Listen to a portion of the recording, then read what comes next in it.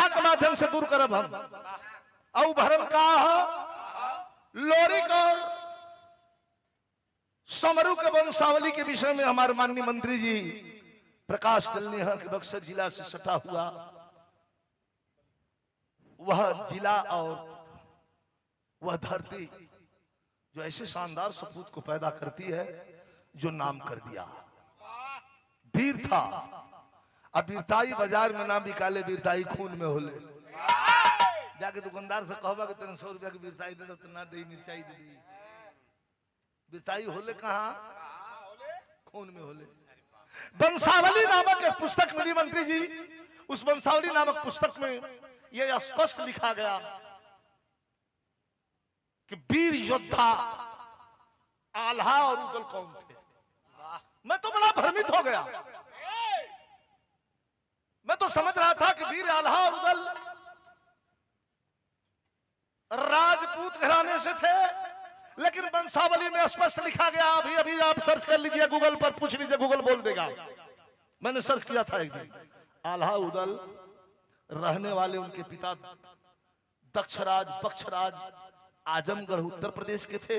यहां से पलायन करके चले गए। आल्हा उदल यदुवंशी कुल के थे, यदुवंशी छत्री थे। भैया बोली मत, बोलो मत, एकदम हटो। लेकिन ये गीत के ध्यान से सुनो।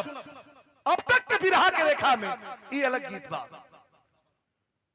जब जा करके परमाल राजा के दरबार में मंत्री पद संभालते हैं उनके पिता, तो ही परमाल राजा उनके वीरता और उनके शौर्य से परिचित हुए। तो अपना दुल्हन का बहन से देवला से ब्याह करा दिया।